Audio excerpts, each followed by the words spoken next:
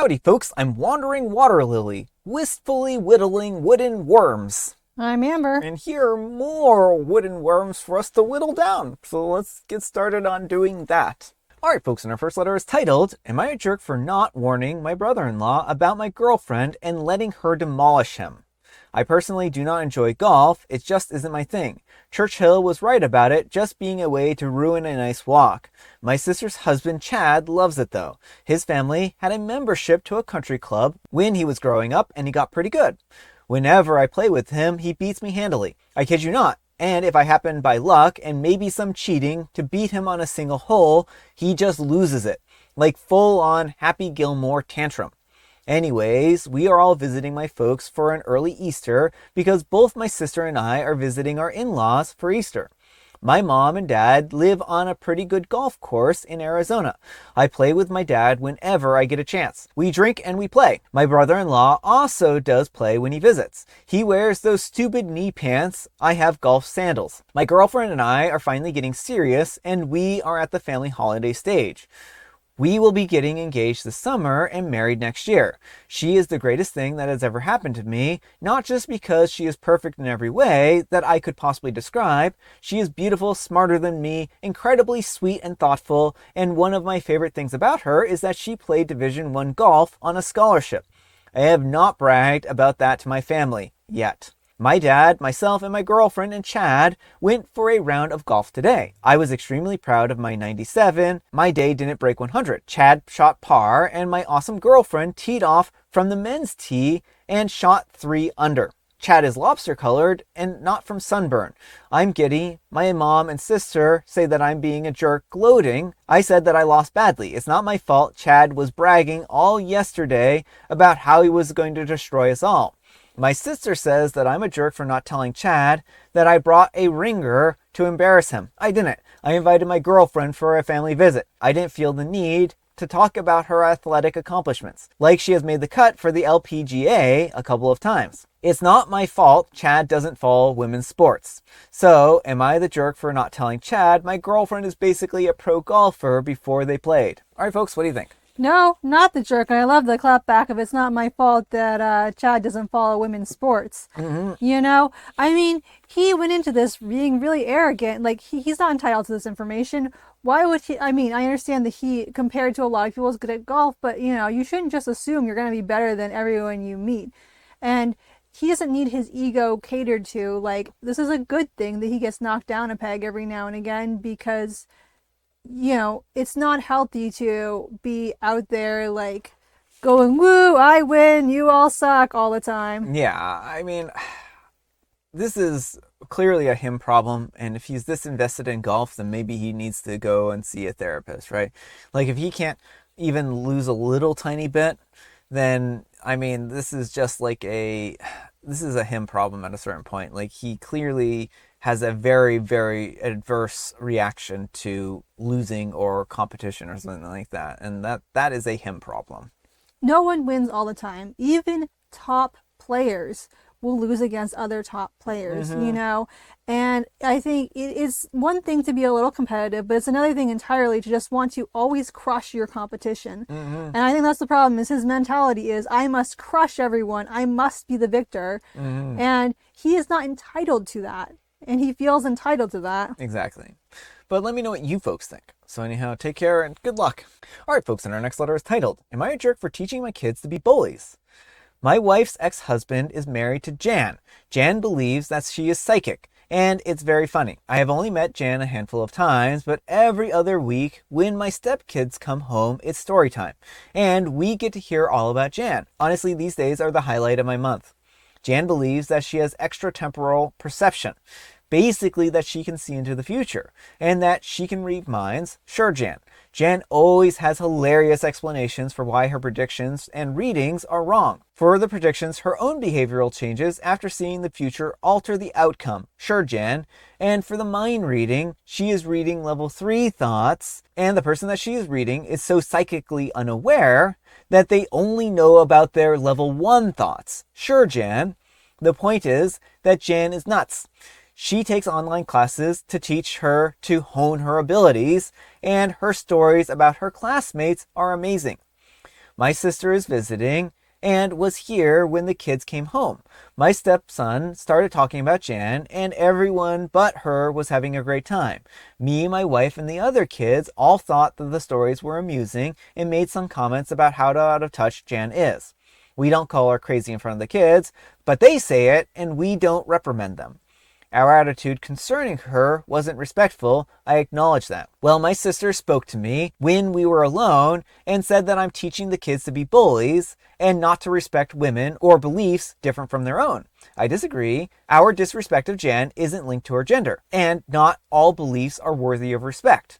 My sister and I argued back and forth, and I'll spare you the play-by-play, but her main concern is that our kids will bully their peers because we have normalized it. I don't think that we should teach the kids to respect every belief, and Jan is not a well person in my opinion.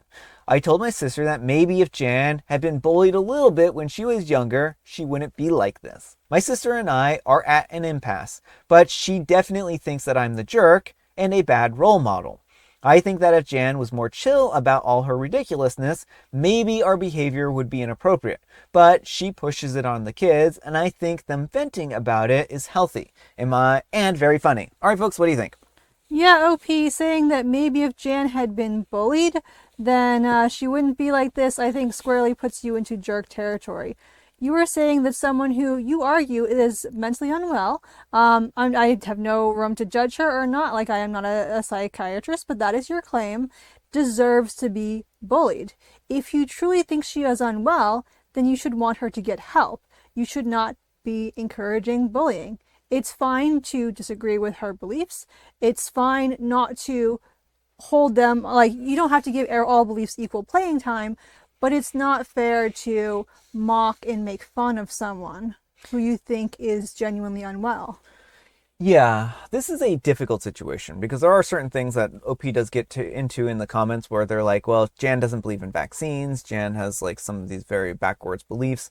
And unfortunately, I think that, I do believe that OP needs to make it very clear to their kids that there are sometimes people who have beliefs that aren't grounded in reality, right? And they can say, equip their children with the skills to identify what beliefs are, have more weight than others, right?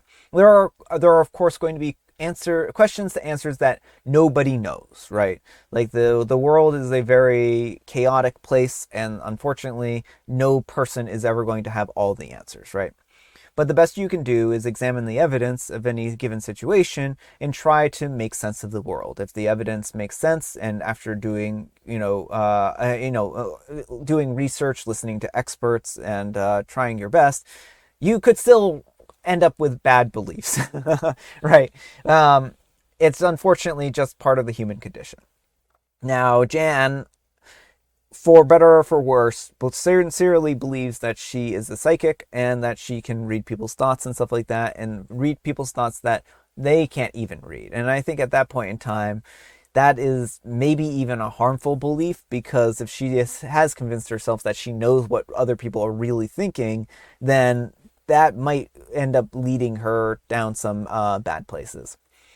Now, I think that OP should be setting the example of telling their kids, while I don't believe this, you can investigate, these beliefs and try to determine for yourself whether you think they're credible or not, right? And you've seen, or even say, well, what evidence do you have for or against these types of things? And teach the kids critical thinking skills to help them be able to identify when people are, maybe not saying things that are true or right?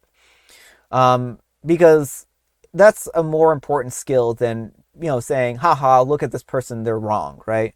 Because there have been a lot of people who have been laughed at who were right about things, and people believe that they were, crackpots or something like that. Now, before you made a very wide swath here and say, oh look, all crackpots are credible in that under that lens. These are people who are experts in their domain and examined evidence and took in a lot of time to figure out how the world works. They aren't individuals. Galileo, for example. Yeah, Galileo, for instance, he took a lot of time and examined the stars and examined the evidence and came to a conclusion that was contrary to the beliefs. And he was believed to be a crackpot at the time, right? Or a heretic even, right? Yeah, because it went against the established church doctrine, the idea that the Earth wasn't the center of the universe. And so it is important to look at what somebody is saying and examine what they are saying. But again, you don't have to hold all beliefs in esteem. And extraordinary claims require extraordinary evidence. Yeah. Right. So, I mean, I think, critical thinking, like you were saying, is really important. Encouraging the kids to think critically about what she's saying, great. But don't encourage bullying or mocking behavior. Yeah. But let me know what you folks think. So anyhow, take care and good luck. But folks, let's see what the Wheel of Judgment has to say. Wheel of Judgment, turn, turn, turn. Tell us the judgment that OP's earned. No judgment. The wheel. The wheel's like, I'm not getting involved with psychics. Probably a wise move, wheel. All right, folks, and our next letter is titled, Am I the Jerk? I called the fire department on our neighbors. So I work from home, and while getting up for coffee, I looked out the window and saw a neighbor's grill engulfed in flames. And I mean high flames that extended to twice the height of the grill. It looked like a hibachi grill. The grill was about 4 or 5 feet from the garage opening and maybe 2 to 3 feet from an SUV parked right by it. The grill was not clear of the overhang of the home either. The flames were touching the tire on the back of the SUV. No one seemed to be attending the grill at all. Our homes are all townhomes with about 5 units per building. To me and my family, it looked like the fire was out of control. It had been super dry around here too, and there is a nearby tree that is so dry. I ran over and I yelled into the garage for someone. No one came, so I ran around to the front and rang the doorbell. A Ring doorbell 3 times. I waited a good 5 minutes or so trying to get someone to come to the door. I also banged on the door repeatedly. My family was watching all of this and said no one came out to check the grill. So I called the police and asked if they could send some fire trucks out. They came and they got the grill under control. Somehow, the homeowner immediately came out when they did. I did go over to explain that I tried to tell them at their front door and back door, but no one came out, and I was concerned because the flames were so high and unattended for so long. The homeowner just recently moved there, looked super annoyed, and said that the doorbell didn't work. I explained more about the flames getting to the tires, etc. The fire department left. No harm, no foul, I guess. He did end up moving his car over and away from the grill. Maybe the fire department told him to do that. But I know that he was super annoyed with me. He did do a better job at tending the grill after that, though. I am the last person to want to call the fire department on anyone, but I also was worried because the flames were so close to the SUV. Was I the jerk? All right, folks, what do you think? No, not the jerk. If anything, you should have called the flames immediately. Fires like that can get out of control very easily, and so the fire department needed to be called. Yeah, I mean, this is a difficult situation for OP in the respect that I think they wanted to do what they could to get the neighbor to come and tend the grill. The only thing that I might have done differently if I had been them was either try to move the grill if I could have, or extinguish the flames if I thought that it was too much of a problem. Because the trouble with a fire is that they can get out of hand very quickly. And with it, lapping the back of the SUV's tire like that, rubber can catch on fire, right? Yeah. And that'll burn. And once that starts catching on fire, everything else catches on fire. And then the townhouses all catch on fire. And I mean, then you're calling the fire department, but they're putting out your house, right? Yeah, well, the only caution I would say is if OP is not experienced, moving something that's on fire is not a good thing to do. So if you have a fire extinguisher, yeah, you can always try that. But if you don't know what to do, just go straight for calling the fire department. Don't do anything that's going to put you at risk. Yeah. I mean, I also have training on putting out fires. That's what I was going to say. So. Brian knows how to put out fires, but the average person has not had to fight a fire. Yeah. So I think that, it is one of these things where I think OP did their best, but maybe in the future be a little bit more expedient on getting help from a fire department and going from there. But let me know what you folks think. So anyhow, take care and good luck. And Own Jeweler, 1936 says, should never have introduced yourself, made an enemy of the neighbors, and you already had it handled by calling the fire department. You will find out eventually that you made a mistake going over there to explain yourself. And OP replies, grimacing, I truly hope not. What do you think? Did OP make a mistake by talking to the neighbor and explaining the situation? I don't think so. I mean, different people are going to feel differently, but like, I don't think there's anything wrong with explaining what happened. Yeah, it's difficult because, like, on one hand, they could hold it against OP. Well, they could, but then they're bad people. Yeah. But on the other hand, like, I think that OP, tried to explain as best as they could, hey, I tried getting a hold of you, and I got really worried, and I didn't know where you were, and the flames were out of control. I mean, personally, if somebody had explained that to me, then I would feel mortified that I had left the grill unattended and that it was burning down my house, Until Kantar 2061 says, you're the jerk for taking up to 5 minutes before calling for help. And OP replies, you're right. I was definitely over-indexing on not calling because I didn't want to make a fuss or upset anyone. I should have called sooner. And Lahoma55 says, info, you say you called the police to ask them if they could send over the fire trucks? What country is this? And OP replies, I called 911. I wasn't sure what to call it. In the US, 911 is what you call. Maybe I could have used the non-emergency number, but I'm not sure that would be right.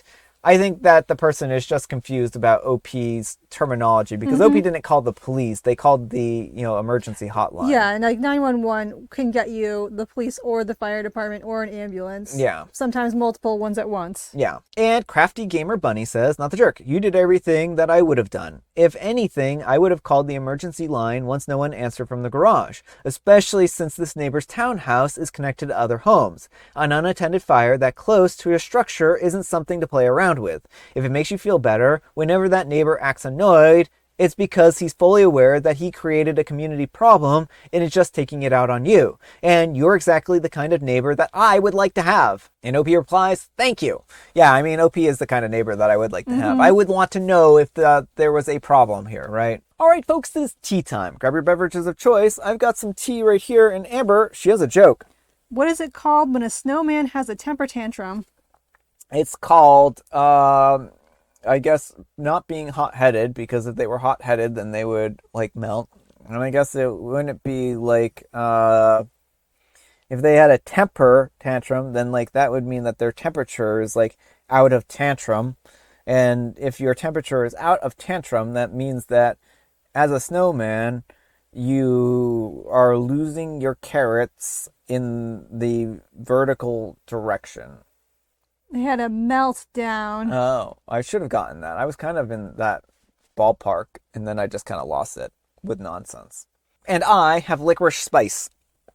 All right, folks, that's all the time we have for today. Thank you so much for watching. Happy Spectacular Saturday, folks, and I hope your Saturday is off to a spectacular start. Amber, we need some kind of moral advice and or guidance, and please have it on fire control. If you see a fire, call the fire department. And don't forget to fight fire with fire. No. Especially in your neighbor's garage. No. But thanks so much for watching, and we'll see you all tomorrow. Bye.